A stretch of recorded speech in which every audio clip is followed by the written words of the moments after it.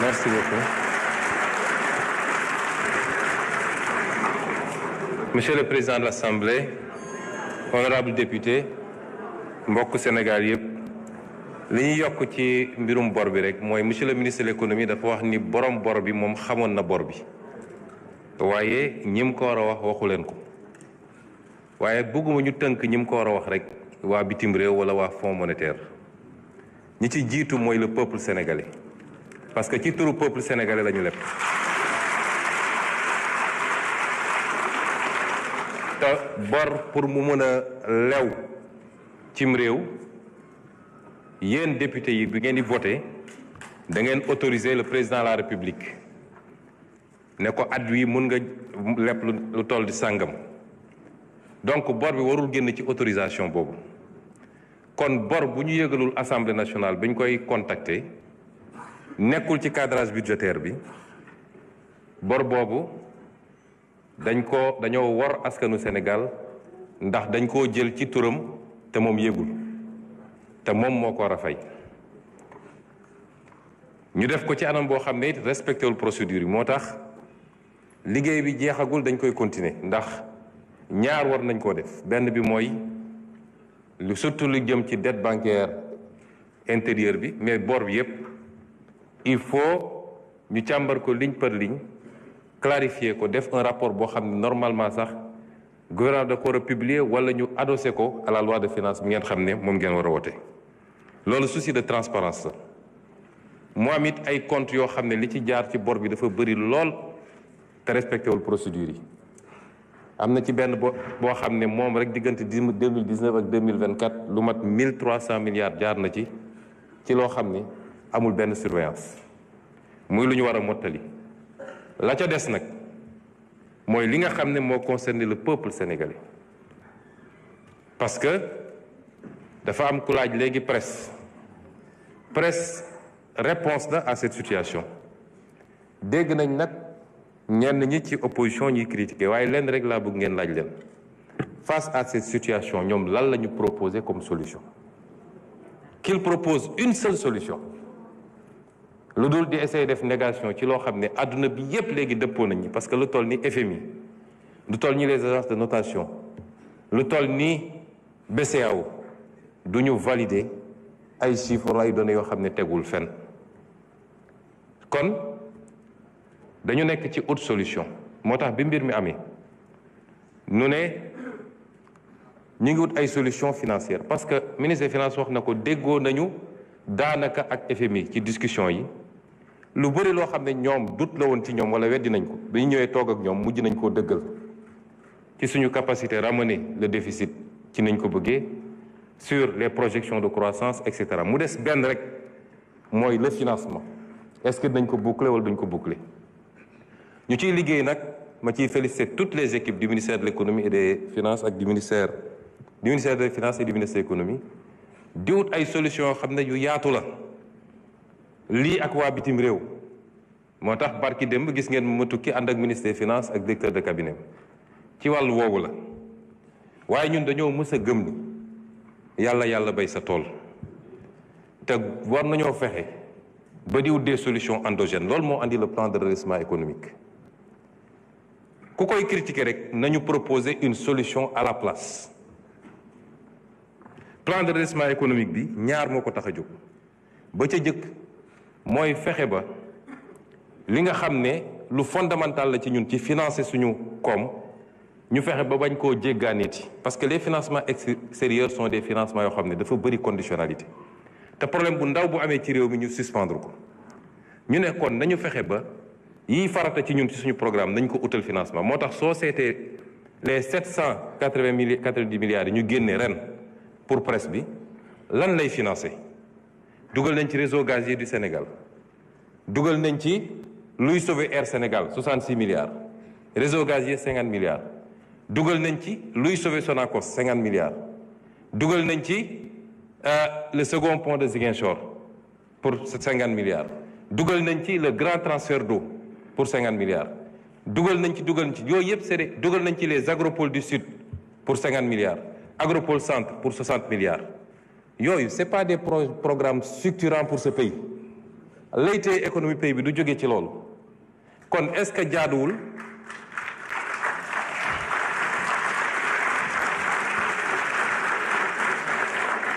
jaaduwul ñu war a mën a demander au peuple sénégalais ñun ñëpp a bëgg le bien-être du Sénégal état nag financement am du jóge ci poosu nit jógewul ci poosu président Bassirou jógewul ci poosu premier ministre mais financement état la ca ëpp ak noo mën a leb la ca ëpp mi ngi jóge ci contribution intérieure yi mi ngi jóge ci l'impôt gi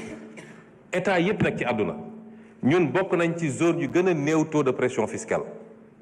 réew yu la gën a développé ñoo la ëpp taux de pression fiscale ñoo gën a mën a réclamer seeni population ñu fay l'impôt kon su dee dañu bëgg réew mi defaru soit ñu continuer ci maquillage bi ñu ne woon di wër di leb di làq lenn ci bor bi wala ñu ne am na loo xam ne war nañ ko mën a defal suñu bopp waaye lan la ñu laaj Sénégalais yi est-ce que dañoo taxé ceeb bi wala diwlin bi wala courant bi wala déedéet non fexe nañu ba cibler des types de dépenses yoo xam ne du ci dépense essentielle pour ki koy def loolu ci yërmande la ci ni ñuy taxé muy les jeux de hasard muy le tabac muy les boissons alcoolisées ak yeneen ak li nga xam ne effort état bi la ci réduire le train de vie de l'état rien que ci arbitrage budgétaire ren bi man ak ministre des finances ñoo ci liggéey ak direction du budget plus de 280 milliards d'économies budgétaires ci li ñu wàññi ci séminaires yi ci voyage à l'étranger ci yeneen ak yeneen pour mën a yokk capacité état bi loolu boo ko boolee dëxañ ko yooyu yëpp moo ñuy permettre ñu dégager des marges budgétaires waaye une partie du presse parce que 499 milliards moo jëm ci financer des projets sur les 790 milliards ak yu des la ca des dafa dem ci consolidation budgétaire bi ñu xool nu ñuy faire évoluer le solde budgétaire te soo seetee mi ngi jóge ci moins 81 milliards pour nekk tey ci presque moins 600 milliards ça veut dire que presse bi am na impact bu significatif ci li ñuy def kon temps bi du maye ma tënk li nga xam ne mooy impact presse bi parce que dañ cee liggéey ak le ministre conseiller économique du président de la République nga xam ne mooy coordonnateur bureau d'intelligence et de prospective li nga xam ne ci wàllu impact économique net détaillé contribution nette au PIB de 229 milliards représentant 1,6 de croissance supplémentaire loolu ci contribution économique la impact budgétaire et soutenabilité nette dina contribuer à la réduction nette du déficit public de 2,1 de pourcentage pour nous rapprocher des critères de convergence de l'UEMOA. Les recettes fiscales nettes supplémentaires s'élèvent à 392,6 milliards. L'épargne publique nette passe d'un déficit de 566 à 196 milliards.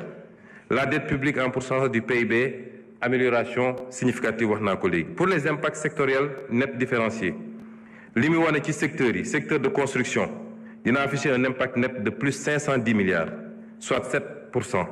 Secteur industriel 222 milliards, secteur énergétique 133 milliards, secteur télécommunication 63 milliards, secteur transport 50 milliards, secteur agriculture 42 milliards.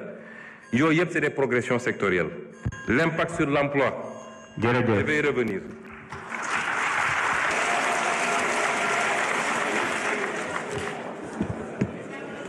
Ma daaneel ma yeggali peut-être série de questions bi Monsieur le Président, honorables députés, chers membres du gouvernement. ci wax ni dafa am loo xam ne ci malhonnêteté la bokk mooy di ut ñaari objectif benn bi mooy bëgg a def négation mooy weddi li fi xewoon yépp te mu andi problème yi ñu nekkee bëgg ne Sénégalais compteur bi day commencer à partir du 24 mars bi ñu falee président Bassirou Diomaye loolu ci malhonnêteté la bokk ndax bu ñu defee inventaire def état des lieux ne bor bi mi nga ci 119% kuy gor rek war a wax ci situation réew mi da ngay commencer situation de référence boobu ñaareel bi mooy manœuvre pour essayer ñoo jaxaseeg askan wi rawatina nag ndaw ñi nga xam ne suñuy ndaw lañu.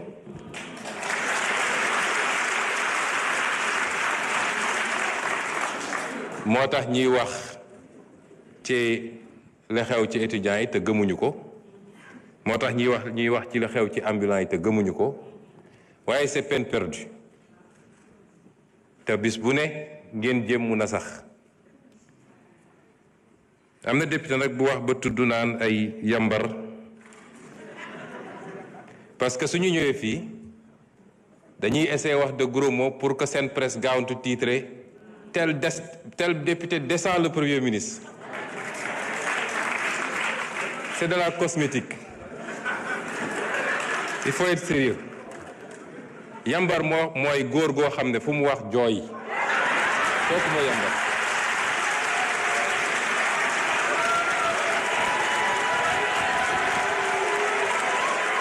S'il vous plaît. S'il vous plaît.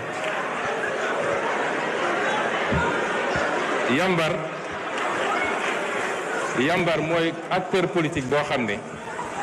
boo xëyee su bëggoon jot yaa ngay xool sa nawle ci politique naan jesneer la sol te tey jesneer la sol moom loolu mooy Yambar mooy koo xam ne boo xëyee su bëggoon jot nettali nañ ma wax nañ ma téeméeri étudiant fii jigéen bi mujj naa avorté te su ñu nee andil preuve doo ko andi ñun ñoo leen njëkk a opposé wu fii taxaw naa fi nekk opposant man maa njëkk a wax régime bi fi ne woon ni seen cuune fi mu jëmale Sénégal dina métti te est-ce que am na wala amul da ngeen di jóg gis seeni moroom ñu ngeen xaw a maaseel am fu ñu jaar ngeen ne comme jaar na fa mën naa faa jaar du noonu de foo ngeen recyclé wu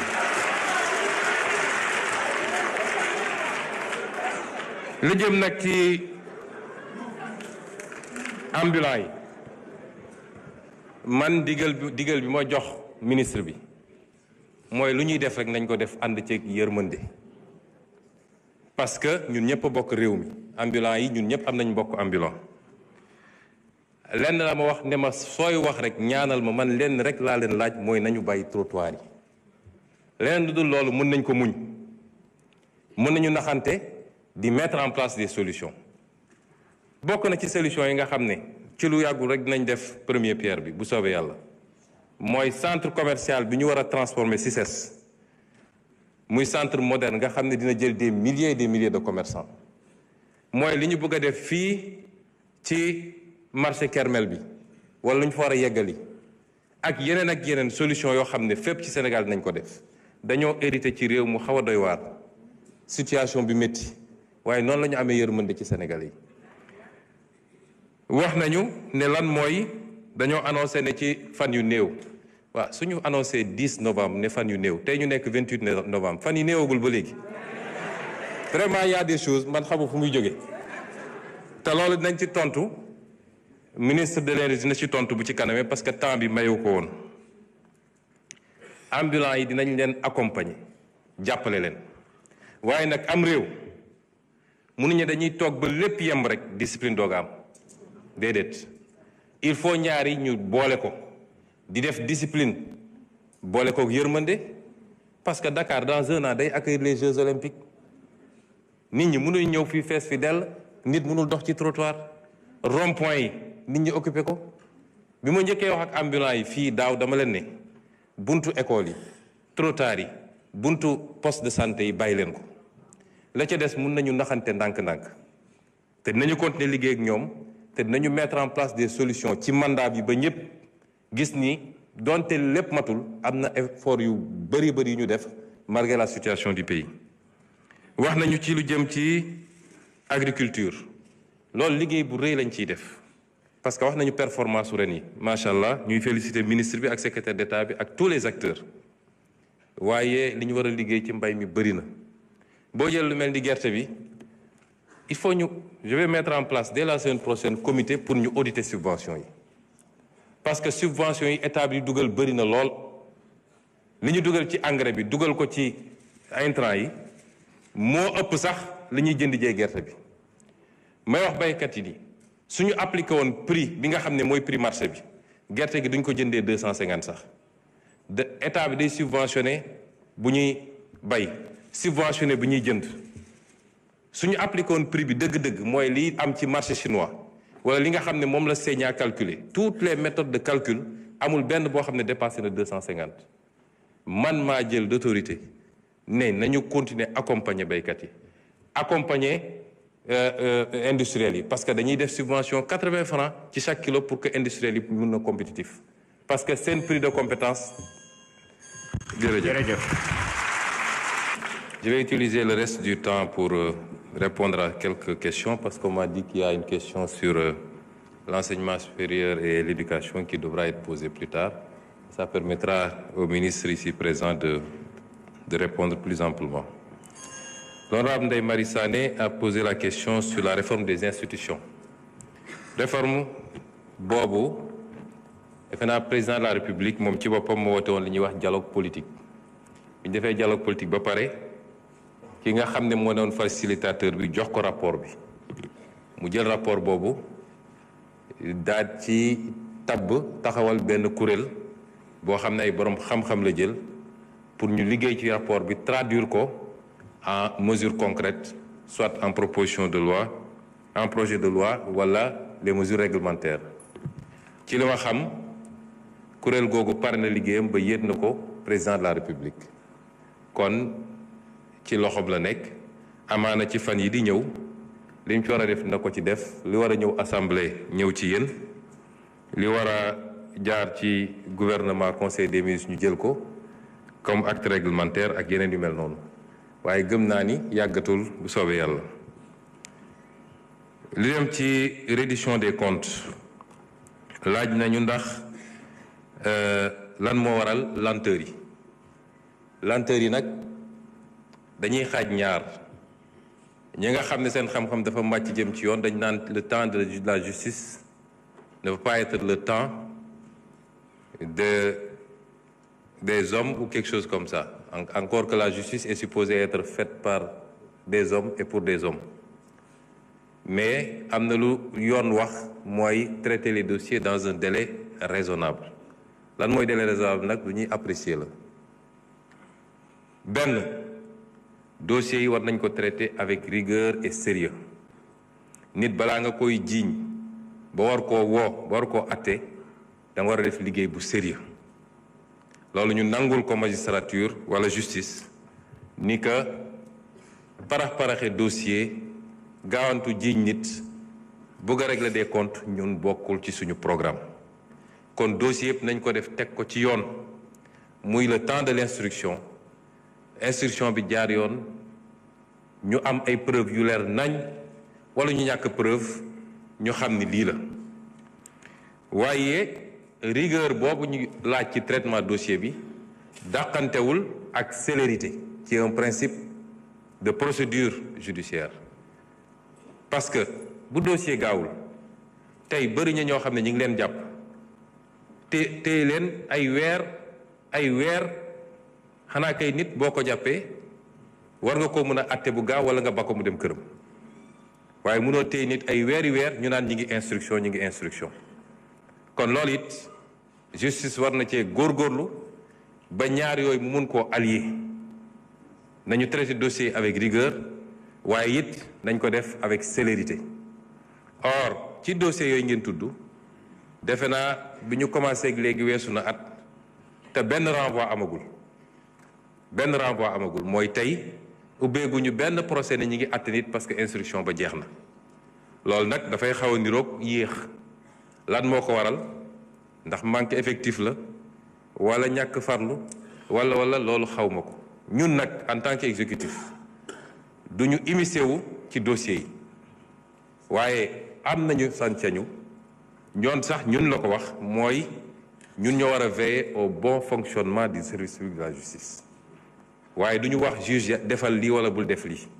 te loolu bis bu ne ñoo ngi ciy def liñ ci war a def it ci suñu wàll mu jaar ci madame le ministre de la justice nga xam ne mënoon na tontu question bi sax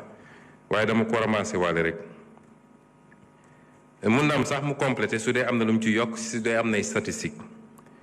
la jëm nag ci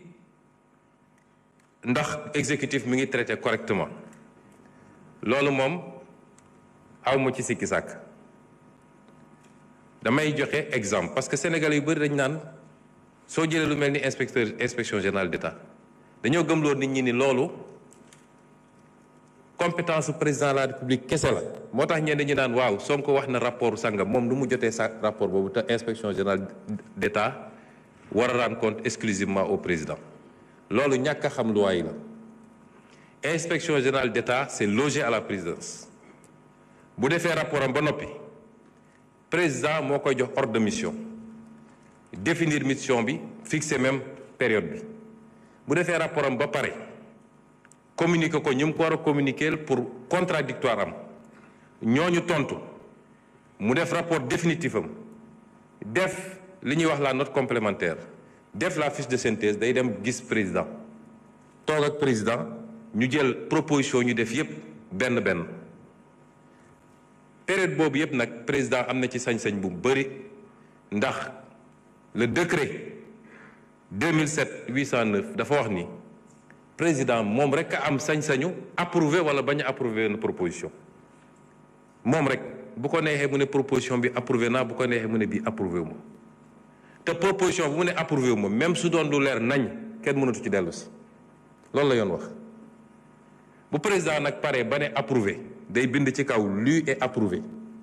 mun na ne lu est approuvé sauf la proposition ou les propositions X, Y, Z mais bu xasee ba ne lu est approuvé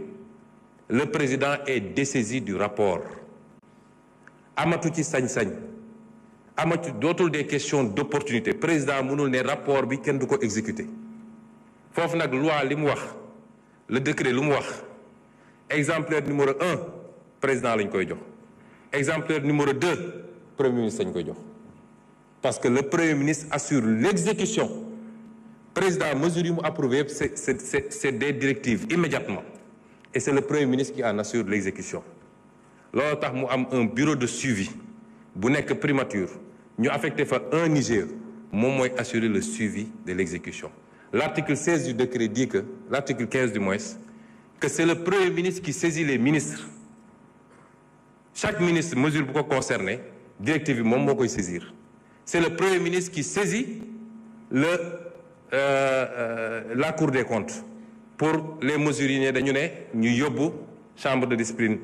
budgétaire loolu compétence du premier ministre la président mënu ko ne doo ko def keneen sañu ko c'est ça la réglementation et bi ñu ñëwee ba léegi amul rapport bu taxaw primature man rapport bu ñëw bu dee luy dem justice ma saisir ministre de la justice bu dee luy dem ci ministère yi ma jox leen bu dee luy dem Cour des comptes ma jox ko sama propre rakk moo bakkal ndey ak baay bu ko rapport épinglé ma transféré aw ma ci sikki sàkk rapport yu bëri ñëw na bi ñu toogee léegi les certificats nominatifs d'obligation nga xam ne bokk na ci rapport Cour des comptes ñëw na la CDC ñëw na le FERA ñëw na le fonds de développement routier dañ ko FDTT ñëw na mais yépp transmettre nañ bu nee nag dañ ne rapport bu 16 rapport boobu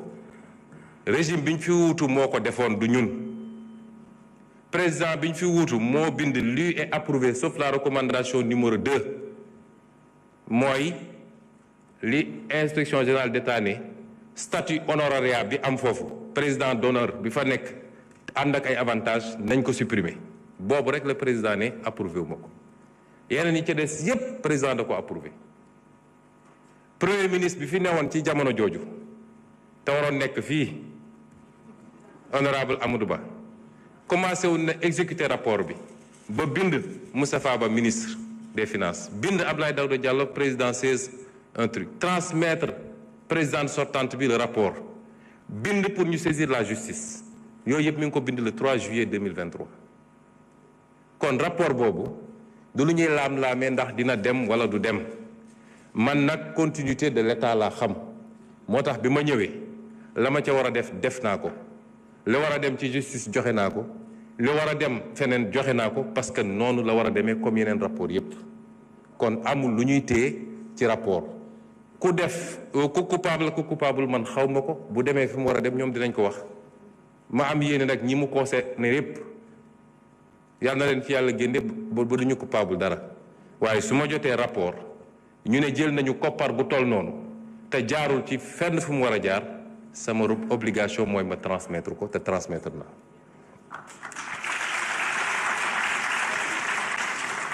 li jëm ci renégociation yi nag moom lu am solo la it ndax ñun dañ ko yàgg a wax ni niñ doon gérer suñuy ressources baaxul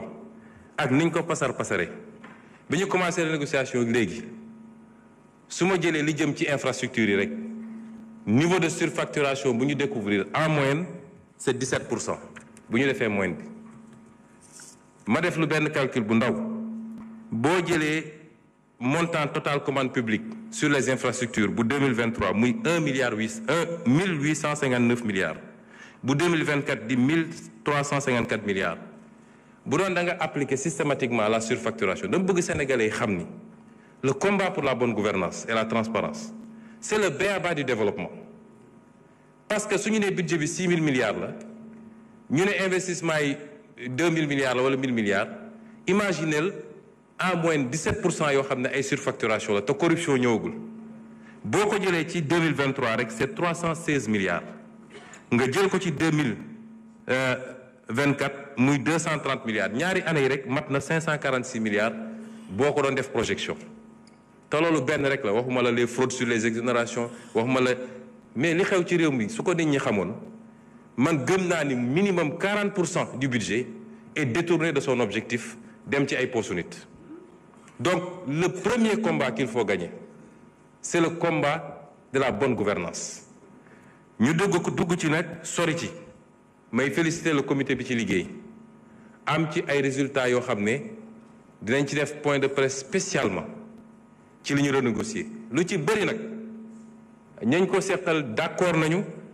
ni lii surfacturation la ba su am na ci ay yoo xam ne dañ koy delloosiwaat ci biir marché bi en quantité wala en qualité loo xam dañ ko ciy dugal mun naa jël ci wàllu éducation nationale benn marché rek am nañ ci 2000 places de plus mun nañ ko jël ci wàllu enseignement supérieur léegi le ministre des infrastructures mu ngi may jox un certain nombre de choses yooyu dafa bëri nga jël le domaine des ressources naturelles loolu ñoo ko yàgg a wax te ñu ngi koy def commencé nañu ci cimenterie yi lañ ci gis doy na waar te waxtaan nañu ak ñoom ba kenn ku nekk bi ñu la exposé li ñu gis ba pare base renégociation yi mooy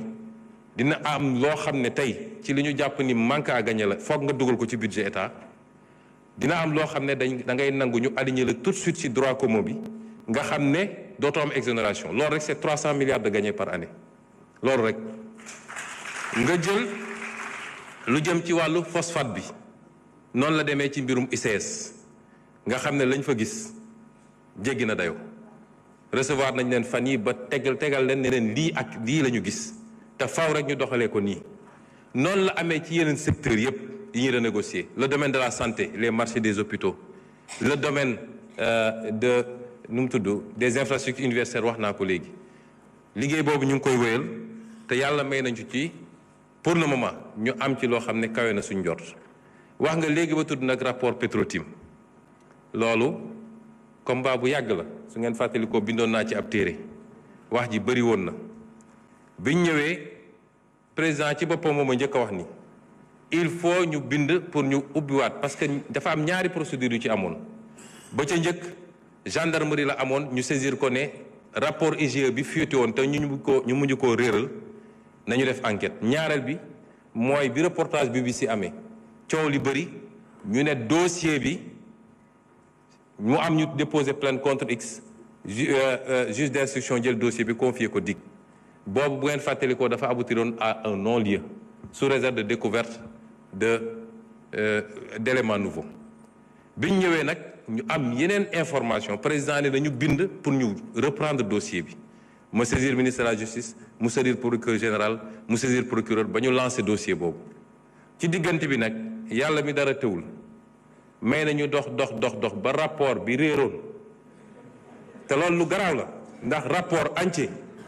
ñu seyal ko rocci ko ci tous les circuits de l'IGE rapport boobu yàlla tegaat na ko suñu loxo te rapport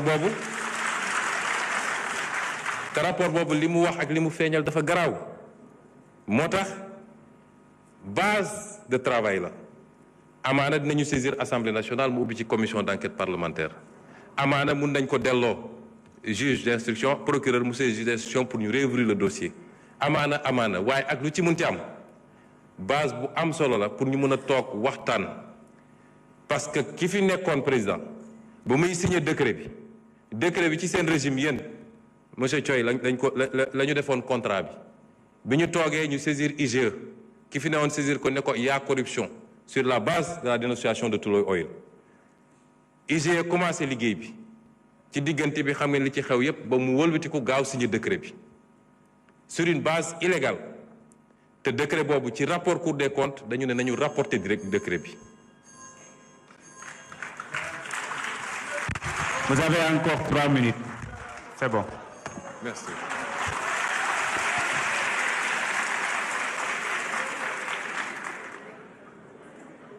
Donc dossier yooyu ñi ngi ci te duñu bàyyi parce que alalu Sénégal la tey ñu ngi négocier pour que ñu approvisionnement en gaz local à partir de GTA ñu bañ a di jënd ci ay bateau fu sori ñu ngi ciy négocier ak ñi nga xam ne moom la ñu jox suñu gaz. bu ñu sàgganut li ma yàgg a wax ba may nekk opposant te yàlla ngi feeñal lépp tey dinañu toog ñuy exploiter fii beaucoup de ressources naturelles te du am benn impact ci réew mi du ci wàllu impôt du ci wàllu ñu mun a am ci produit bi du ci wàllu responsabilité sociale dans l'entreprise. Donc yooyu ñu ngi ciy liggéey ñu wax tamit ci wàllu la xaw Guinée boobu duma ci sori parce que dafa relever ci prérogative bu président de la République.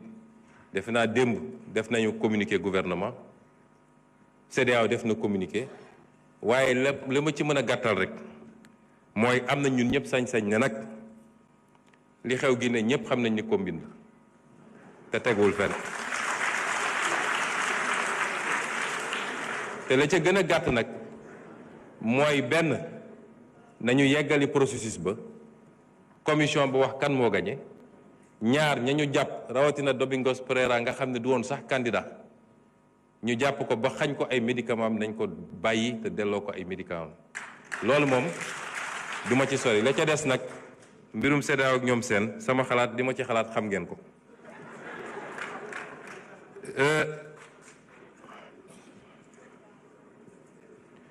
Erreur sur la dette monsieur Thioye dafa wax ni moom dafa am conviction ni am na erreur sur la dette extérieure ba pare ne gouvernement bi na ko prouver déet yow yaa koy prouver yow mi ne am na erreur gouvernement bi joxe na ay chiffres yow mi ne chiffres yi baaxul yaa ko war a prouver parce que Sénégal nag dafa neex gouvernement bi nee na lii la Cour des comptes ne lii la yow soo nee du loolu yaa war a andi preuve bi mais c'est pas nous. Et sur la dette bancaire intérieure am na lu ma mën a partager ak yow dette boobu moom faw ñu gën cee xuus te chaque jour ñu am ci discussion démb rek avec le ministre des Finances on en a longuement discuté te moo wax naa leen ni l'IGE a rendu son rapport sur les CNO nga xam ne ñoom rek c'est 500 et quelques milliards sur la dette intérieure ak yeneen loolu laa wax léegi sama première prise de parole que nañ ci xuus nañ ko xóotal foofu ànd naa ci ak yow. wax nga ci lëm jëm ci UVS ma d'accord ci ak yow. loolu man am na lu ma ci waxoon ci arbitrage parce que dafa am d'abord la destination foofu ci forêt classée la nekk bu ñu fay autoriser dañuy autoriser lu méngoog forêt classée munoo dem ci forêt classée dagg garab ya ne da nga fay def ay cité eaux et forêt bi muy joxe autorisation ki mu ko jox parce que da doon bay di samp ay garab mu xam ne lii dëppoo na mu jox ko te am na it ay éléments yu ñu ci am yoo xam ne amaana am na erreur sax ci jugement bi parce que les deux sites ne semblent pas être les mêmes et c'est pourquoi moi j'ai dit ki nga xam ne ma nga fa di bay dinaa dellu si ces 2 dernières questions yi sama prochaine prise de parole incha allah.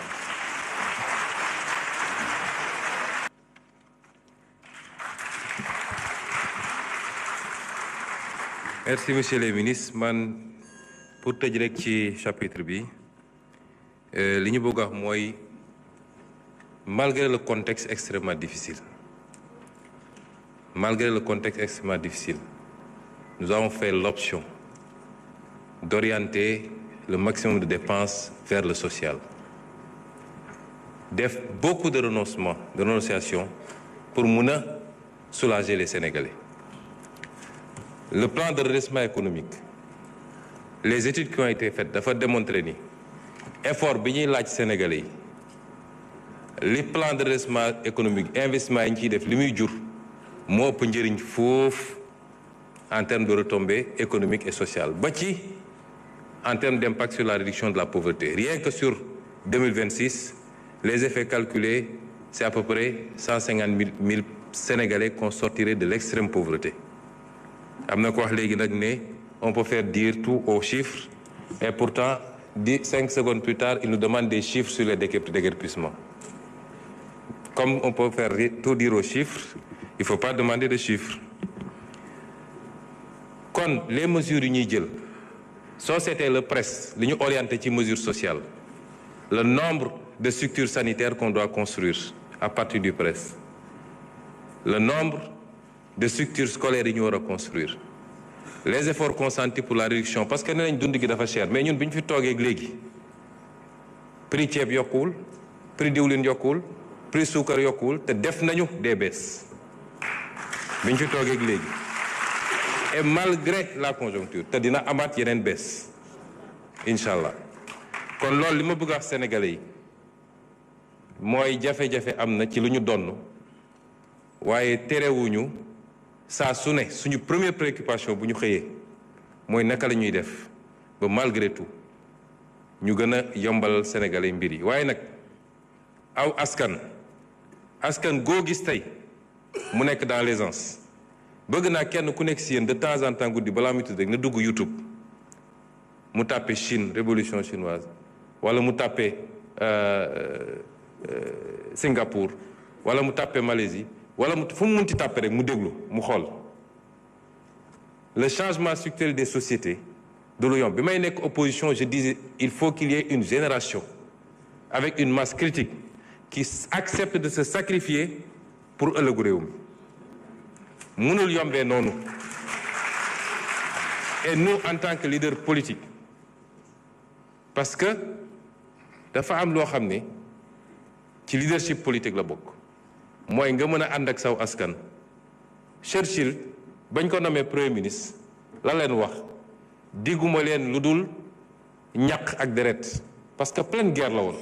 nga wax loolu sa askan waaye homme politique boo xam ne da ngay bëgg a nëbb askan wi dëgg bi ak situation bu nekk mooy andi nag bëgg lu fees bëtu nit ñi nga dem di wër di leb di ko làq ba mu andi ñu fii dañu toll moment choix où le peuple sénégalais doit choisir ban type de leadership la bëgg ku koy wax dëgg même bu dee jafe naa dégg ne ko nag kaa ñu ànd uti solution te soxlawu ma ci jara du am luy dugg saw poos du am lu may ràndal wala koo xam ne day ñëw ne ko ëllëg ma andil la jant bi ndax looloo fi jóge li jiitu ñëw kon ci moment boobu la ñu nekk te dafa interpeller conscience chacun d'entre nous à commencer par la jeunesse la diaspora les élites intellectuelles le pays est en train de changer waaye changement structurel du lu ñuy décréter lu ñuy liggéey la c'est un construit et pour lu jëm ci te dafa ànd ak nag question bi ñu posé ci année scolaire beeg yeneen yi parce que tamit moi j'ai été syndicaliste munoo ne man sama yoon newul ci lan la état bi mën ak lu mu mënut man sama bopp rek laa gis ñu andi la lu leer nañ ne la lii moo fi xew lii mooy situation te teewul ñu ngi def effort ndax conseil des ministres passé bii rek problème décisionnaire yi teg nañ ci acte c'est combien de milliards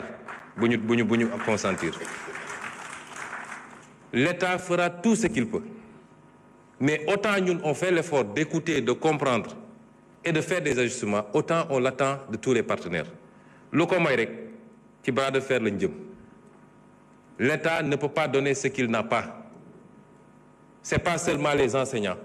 lañu la état di gérer peut-être c'est 80 000 enseignants ou peut-être 20 000 je ne sais pas c'est pas seulement le secteur de la santé mais mbay maa ngi fi càmm gaa ngi fi transport baa ngi fi université ngi tous ces gens-là il faut qu'on fasse face pour les aider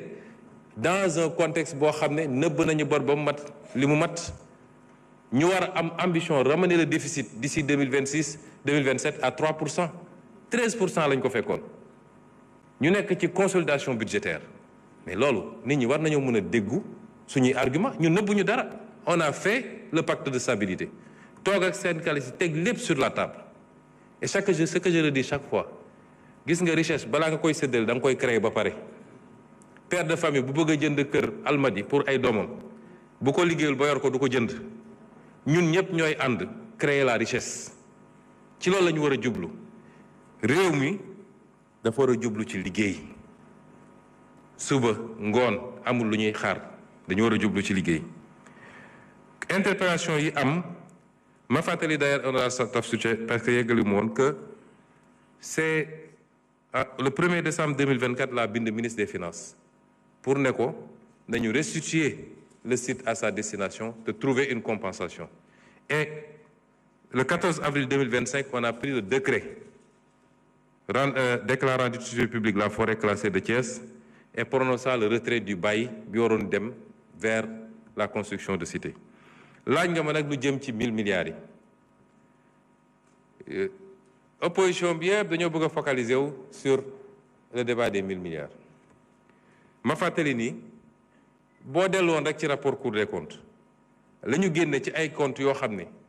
comptes yu jaarul yoon la te benn ci comptes yooyu muy le cap gouvernement bi ñu tuddee cap gouvernement le compte numéro 36 83 47 nga xam ne 1343 milliards lañ fa jaarale ci lu jaarul yoon boo jëlee le compte PDS 303 milliards jaar nañ ko ci lu jaarul yoon la ñu jaarale ci hors circuit ci ay milliards ëpp na 1000 ëpp na 2000 ëpp na 5000 am na information yoo xam ne dikkal nañu ci lu jëm ci ay comptes yu mel noonu lu jëm ci ay transfert d'or ak yu demee noonu jox nañ ko ñi ñu ko war a jox pour ñu mottali enquête bi génne les vérifications la ci des nag man lu ma leen mën a wax musa wax histoire da koo andi ba mu leer nañ fii bi may wax problème OFNAC bi 94 milliards yi nga dégg naa ko ci ba assemblée bi fii def commission d'enquête maa ngi woon campagne présidentielle ñu ne ma ñëwul uy si ma bañ fan la mujje rapport boobu mi ngi parquet financier fi mu ne nii ñu ngi koy convoqué ay nit bi may wax fii li jëm ci Petrotim ak bi may wax fii ci li jëm ci dette cachée bi ba ci sax rapport Prodac bi nga xam ne tey ñu ngi ciy convoqué ay nit te am na ci yeneen développement yu gën a intéressant xam naa dina am ñuy ñàkk nelaw et semaine prochaine samay avocat dinañ ci wax ak Sénégal yi bu soobee yàlla ñu ngi leen di gërëm leen sant. Merci, je ne pense pas pouvoir épuiser les 20 minutes, Monsieur le Président de l'Assemblée nationale. ñuy gërëm Monsieur Ayib Salim Daffé, président du groupe parlementaire. di jaarale ci moom suñu remerciement à l'ensemble des députés quel que soit le bord di rafetlu taxawaay bi di remercier aussi le groupe parlementaire spécifiquement Pastef les Patriotes ci taxawaayam ci constance am ak ci effort yi muy def pour relever le niveau de cette assemblée man newoon naa fi député doon benn député ta Pastef waaye yombul woon man déggaguma fi nii kar nañu député opposition pour essayer ko faagaagal wala duma ko bu du commission du plénière loolu wone na ni li ngeen wax ci assemblée de rupture am na it ay écho ndax sama ministre yi fi jaar yépp wax nañ ma écho yi keroog dama woo ministre Yankuba ne ko très bien fait parce que yow man mii sax léeg-léeg dama lay essayer jot ba sonn duma la jot dégg naa député yi gësam nañ la bu baax a baax loolu nag du ma ne lu bees sa waaye musul amee nii député yi def seen rôle en toute indépendance te teewul it ñu respecter la logique globale du parti kon ñu ngi leen di féliciter di wax ni ñun ñëw assemblée nationale du problème ci ñun ndax nekkoon nañ fi en tant que député di affronter une majorité kon na ñëpp dalal seen xel te bàyyi daw bi ndax dem toog ci télé yi naan Ousmane Sonko suba ak ngoon te Ousmane Sonko buy ñëw nga buub say bagages bokkul ci jàmbaar leneen la ma yokk ci nii séance yu mel nii baax na te respecté nañu aussi délai bi ndax xool naa kañ lañu voté règlement intérieur bi ak kañ lañ ko promulgué kañ la génn ci journal officiel bi kon génnuñu ci délai bi du it loo xam ne assemblée mooy convoqué d'autorité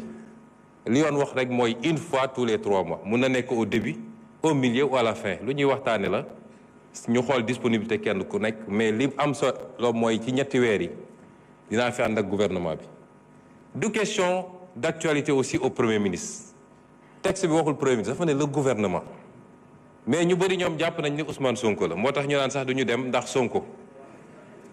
man nag du ma agressé kenn waaye duma koo xam ni nag waaw honorable Tafsir Thioye day ñëw fii wax xalaat yu leer nañ teg ko ci xam-xam ak chiffre ñu tontu ko ci loola ku ñëwee noonu rek ñu ñëwee noonu waaye përti bi moom ku fi ñëwit Pastef defe naa kenn du ko démontrer xadar ak xarañ ak defante kon nañu dellu si ci l'essentiel honorable Ayib Daffé dafa wax ci lu jëm ci contexte bi contexte nag contexte politique la njëkkee contexte politique bi dafa mel ni li ci ëpp sax dafa dellu si suñu biir waaye may dalal xelu ñëpp ku am déglu ak seetlu dama waxoon ni ba may annoncé dama ne woon y aura un avant un pendant et un après 8 novembre damay bëgg léeg-léeg ñu may déglu ci la may wax amoon na avant 8 novembre moom defe naa mosul am ci Sénégal après 8 novembre nag moom jëfur général la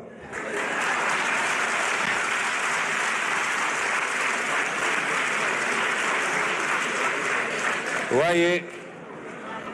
ñu dalal xelu nit ñi ni loolu dafa amoon benn nécessité il y avait un besoin de clarification léegi les choses sont claires loolu rek la woon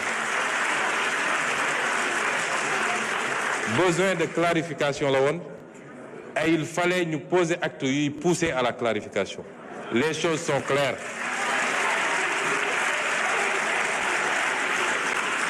mu des nag ñu doxal ku yaakaar ni problème bu insurmontable am na fi wala nit ñi dootuñu tuddante loolu amul jàmm rek la ñu seq jàmm rek di xëy di gontu di liggéey di añandoo di reerandoo benn problème amul ci wàllu politique ku nekk mun na am doxalinam ci wàllu état tey la ñu gën a farlu ci liggéey parce que liggéey xamul man liggéeyalu ma président Bassirou Diomaye man Sénégal lay liggéeyal ma président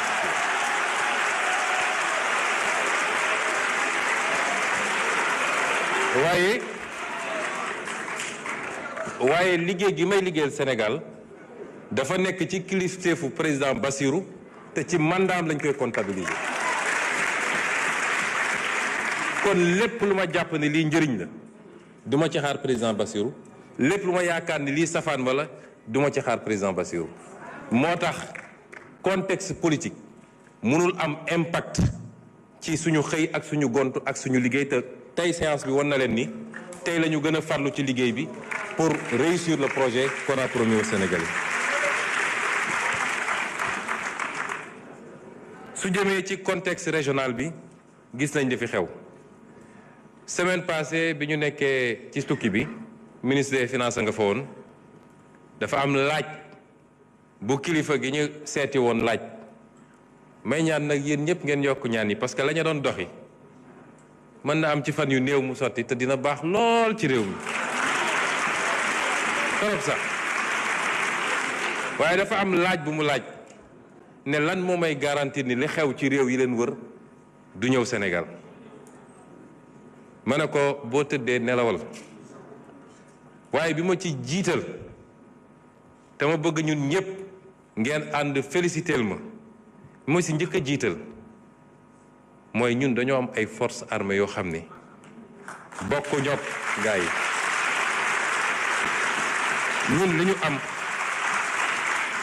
booy xool li xew fépp dañu war a dellu sant yàlla bi mu ñu joxee armée bi mel nii dañ ko war a sant yàlla muy armée boo xam ne jaxasoowul ci mbirum politique waaye mat na liñ ko doyee pour sécuriser le territoire national moom ak toutes les forces de défense et de sécurité ñu boole si am askan woo xam ne du askan bu ñuy nax moo tax léeg-léeg nit ñi nekk ci rajo yi télé yi mbër ba jàpp ni nag askan wi génn na ci Ousmane Sonko bàyyi na président Diomaye ñu ne kon nañu accéléré bu ñu ñëwaatee nag gis lu raw lañ daan gis askanu Sénégal du askan bu ñuy nax moo tax xeetu politique gu bees gi mooy jàkkaarloog askan wi di leen wax dëgg saa su ne loolu ñi nga xam ne politique tappale la ñu xamoon ils sont complètement dépassés moo tax li leen dese mooy di fay ay nit pour ñu wax ju ñaaw. le message nag mooy li may wax Sénégalais yi mandat bi mandat wu réforme la mandat bi réforme li ci jiitu mooy ñu xoolaat suñu bopp par rapport ak valeurs yi ak jikko yi le capital humain réew jikko ak valeur moo koy tabax. Singapour bi ma tudd léegi benn île bu ndaw la boo xam ne matul sax benn région Sénégal amul or amul jama amul dara waaye ci comme modifié bi mu ñëwee dafa ne may njëkk a commencé mooy valeurs yi ak jikko yi mooy la discipline mooy le respect de la règle mooy l'éducation moom foofu la njëkk a commencé tey ci réew yi gën a développé ci àdduna la bokk. li Sénégal am Singapour amul toq bi kon li ñuy wax ci discipline defuñu ko pour réprimer wax naa léegi ministre bi war nga wax ci mendicité bi aussi ndax du rek ambulant yi waaye mendicité bi ak yeneen ak yeneen defuñu ko pour réprimer te dinañ ci ànd ak ay mesures d'accompagnement waaye li ñu bëgg a xamloo Sénégalais yi lii yëpp dal ñu lan moo ko andi discipline bokk na ci yow lii dañ la koo dénk askan wee ko moom bu ko jël du ko digal sa poos bu ko jël di ko yóbbu ci ay compte ñu delloo ci xelu nit ñi ni xaalis dañ koy liggéey kenn du ko lijjanti. Premier combat mooy ñu dem ba képp ku ñu investir d'une fonction publique moo xam fonctionnaire nga moo xam décideur politique nga dootoo ñemeeti jël fistine boo moomul. fii rek egguñu foofu rek li waroon tabax hôpitaux yi li ñu waroon tabaxee 100 hôpitaux 10 hôpitaux lañ ciy tabax loolu bokk na ci facteur de sous-développement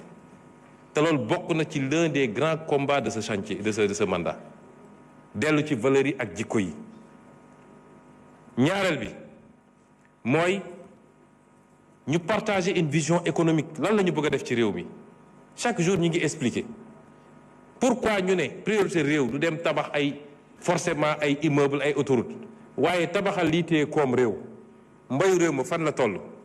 napp gi fan la toll càmm gi fan la toll ressource naturelle réew mi est-ce que téye nañ ko ci réew mi est-ce que ñi ngi fexe transformer loolu mu andi valeur ajoutée moo gën ñu koy bàyyi mu génn brut loolu bokkul ak li fi daan am donc option yi bokkul kon effort yi ñuy réclamer peuple bi c'est pour aller d'un point bi ñu fekk réew mi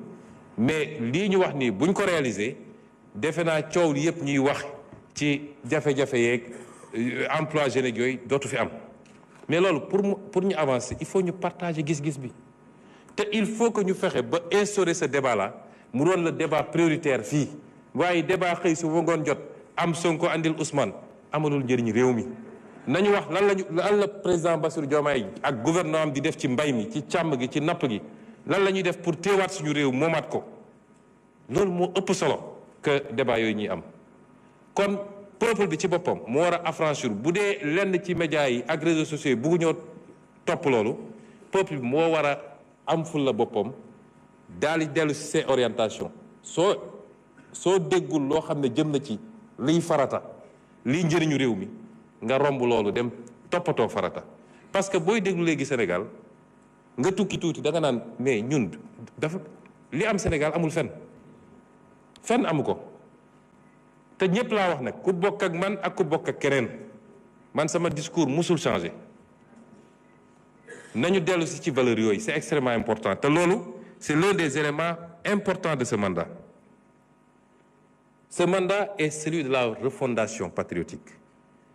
Les valeurs humaines, le capital humain, la souveraineté, mais également les réformes institutionnelles et politiques am na ko laaj léegi pour gën a dëgëral et stabiliser les options économiques claires mais surtout te loolu lu am solo la ñun ñiy jiite il faut qu'on soit irréprochable aw askan munoo ko woo ci direction bu dee yow jiituloo ko fa moo tax la reddition des comptes la fa daan am régime bu ñëw ñu yëkkati ko quelques jours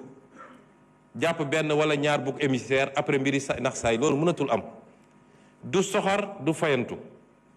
waaye c'est une demande forte du peuple sénégalais qui a suffisamment subi moo tax nous veillerons à ce que ñu doxalee ko ni ñu ko war a doxalee ba képp koo xam ne def nga te mu am ay preuves yu def nga lay ak peuple sénégalais ku deful ñu bàyyi la nga ñibbi waaye ñun ñi nga xam ne ñun yàlla dénk tey ma dellu waxaat ko du ay menaces du dara ku ci yàkkamti wala nga dugg ci logique politicienne mooy jàpp ni il faut ma dajale xaalis pour dem uti ay base politique ba laal la waruta laal doo ci mucc yow it parce que fii amul kumba am ndey kumba amul ndey on appliquera la même rigueur enfin yi nga xam ne c'est les grandes orientations li ma bëgg a gëmlu peuple bi xam ko mooy conviction man dugguma politique pour am dara soxlawuma dara ci politique man conviction mu dugal ci politique ku may woteel da nga may woteel ci base boobu bu dee li may wax doyu la wala gisoo sa intérêt mun nga woteel keneen waaye ni ma meloon démb ci opposition na la defe naa Tafsir Thioye posé na question bu mel noonu la raison d'état ou yu mel noonu li ma gëm mooy yow mi ñu dénk yaay jox état bi contenu ci jamono bi nga fa nekk ça veut pas dire qu'il faut être rigide mais dafa am des fondamentaux ci li nga yàgg a wax ak askan wi ba ñu dégg ko nga ne lii laa gëm lan moo mën a justifier nga ñëw nekk ci pouvoir di changer loolu rien ne peut le justifier te la plupart du temps on ne le fait pas pour le peuple on le fait pour des intérêts occultes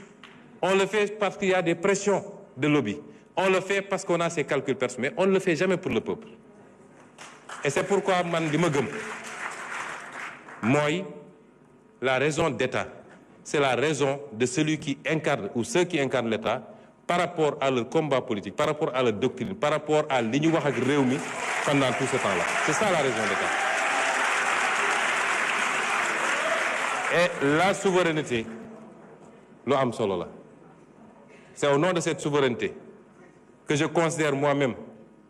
que réew boo xam ne Sénégal seq na ak yow réciprocité dafa war a am waxoon naa ko fii ci visa yi te ñu ngi ciy liggéey noonu laa koy waxee ci extradition réew bu téye un fugitif sénégalais ne du ma extrader li ñu fi am di demander extrader du ma ko extrader je ne le ferai jamais et le principe de souveraineté également est important loolu daal laay wax ci appel qu'on reste nous-mêmes rawatina yéen patriotes yi bu ñu pouvoir soppi lañ doon woote démb ak barki démb nañ ci continuer te xam ni nguur yàllaa koy joxe jaarale ko ci réew jaarale ko ci nit ñi mais ci kaw relation de confiance bi ngay séq ak nit ñi loolu laa gëm asalaamaaleykum.